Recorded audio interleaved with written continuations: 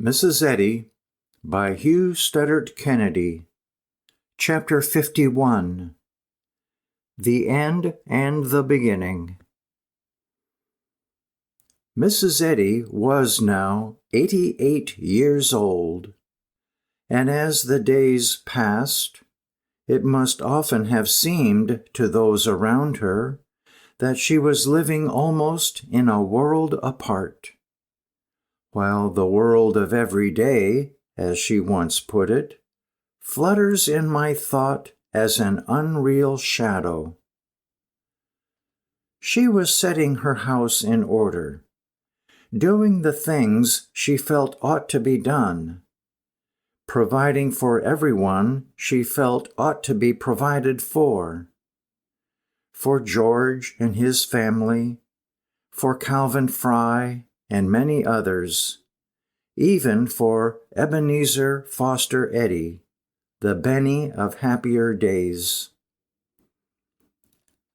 She was making her will with its many carefully thought-out provisions, which were to mean so much in the future of the cause she had founded. Troubles came and went, but above and beyond them all, and through them all, was ever, now more and more, the eternal sunshine and joy unspeakable, of which she was wont at times to talk.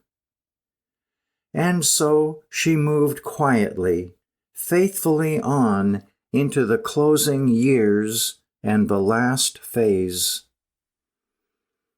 She was still, above all, the teacher. Indeed, much of her time seems to have been taken up with just this. Every morning she would summon her household around her to instruct them on some question, either one raised by a simple Bible reading, or prompted by some happening of the day before. She was often hard to the point of sternness with them. Calvin Fry's diary, which he kept in a kind of shorthand of his own on the scratch pad on his desk, reveals at times a grief almost childlike over Mrs. Eddy's rebukes, and shows a littleness of outlook, which, however natural from a human standpoint, must have been a sore tax on the patience of a woman of Mrs. Eddy's temperament. She met it all with a sweetness and light which ever prompted her household to renewed devotion. The steadfastness of her faith was often tried in other ways. Her teaching allowed no place for death any more than it did for sickness. She made no claim for herself. I cannot speak of myself as sufficient for these things, she had written years before in her book Unity of Good. I insist only upon the fact, as it exists in science, that man dies not. But she met every onslaught of death upon herself or her friends with unshaken confidence that even if the victory was not yet surely it would be. In the August of 1907, just after the close of The Next Friend's suit, one of her most devoted adherents in England, the Earl of Dunmore, died suddenly in London. And a few months later, big, burly Joseph Armstrong, who had served her faithfully as the publisher of her books, passed away. Later still, Edward Kimball, who had on so many occasions come to her defense and the defense of her teaching, followed Joseph Armstrong. She was nothing daunted. Each passing only served to call forth a new message of confidence to all her world.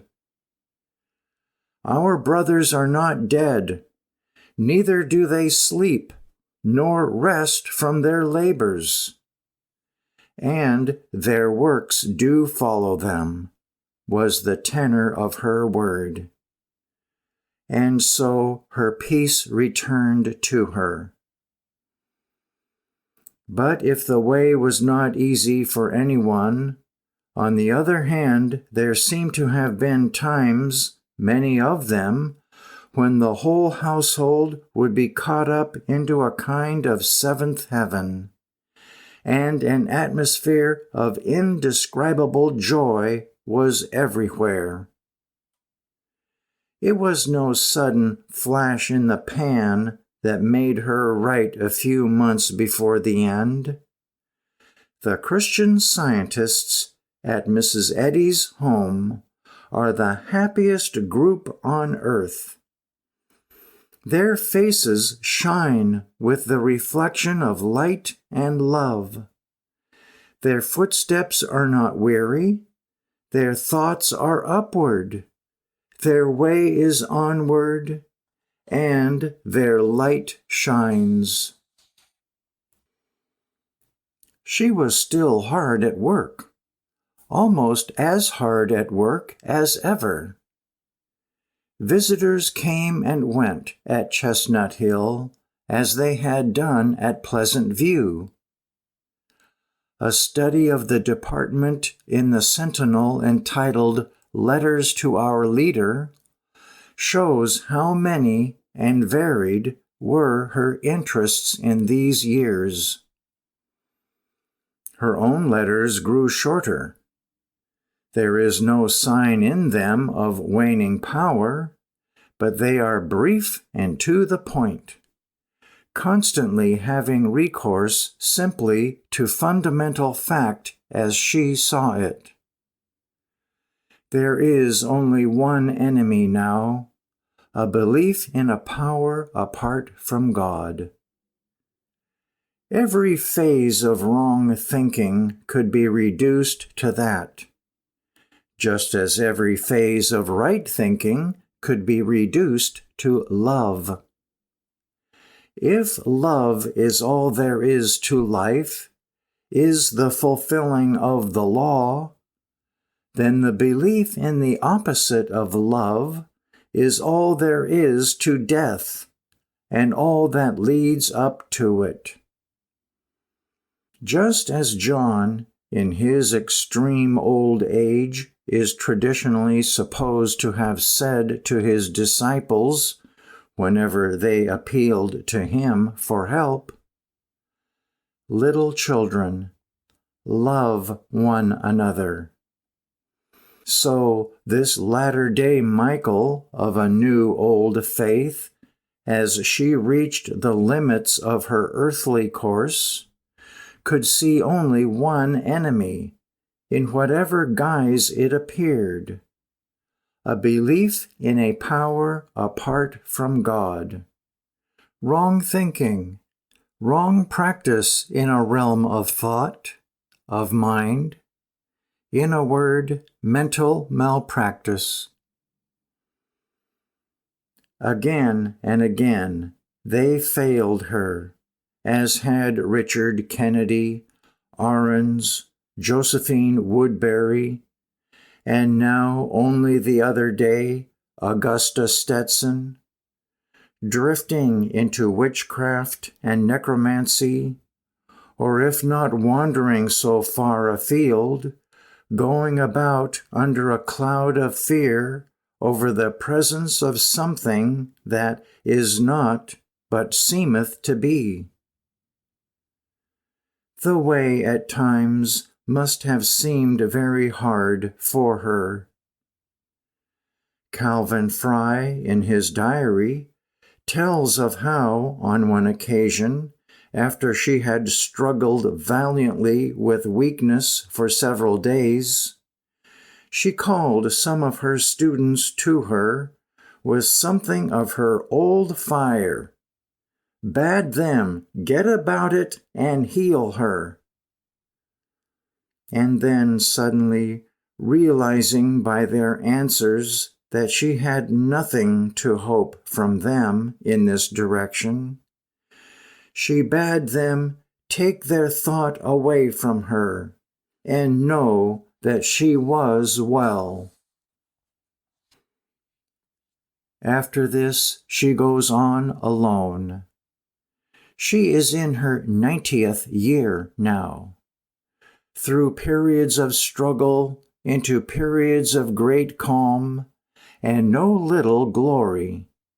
And so, at last, as summer gives place to autumn, and autumn to the first touch of winter, full circle is made. It was the 1st of December, 1910, a pleasant day, as one record has it, with all the bright frosty beauty of early winter lying on the wooded country. In the afternoon, Mrs. Eddy went out for her usual drive, seeming to her household much as she always was. On her return, she rested for a while in her study, and then asked for her writing tablet. When it had been brought to her, she wrote in a firm hand, "God is my life." They were the last words she ever wrote. The next day, although she rose at her accustomed time and went to her desk, she did no writing or reading.